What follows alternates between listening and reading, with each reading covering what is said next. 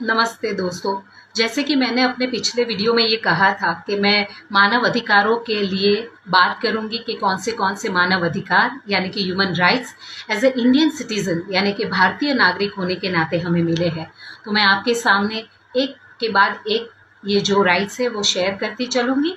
चलिए हम human rights को समझने की कोशिश करते हैं। जैसे कि मैंने पिछले वीडियो में कहा था कि भारत ने मानव अधिकार यानी कि ह्यूमन राइट्स संविधान यानी कि कॉन्स्टिट्यूशन के तहत मौलिक अधिकारों के रूप में यानी कि फंडामेंटल राइट्स के रूप में हमें दिए गए हैं।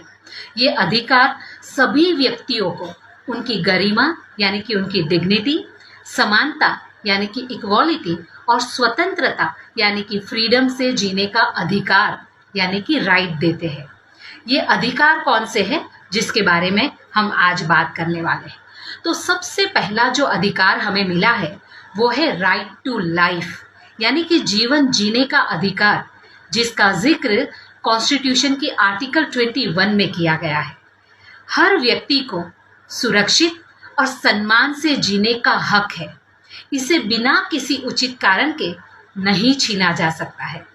एग्जाम्पल के तौर पे अगर कोई व्यक्ति बिना किसी वजह के मारा जाता है तो ये उसके जीवन जीने के अधिकार का उल्लंघन माना जाता है।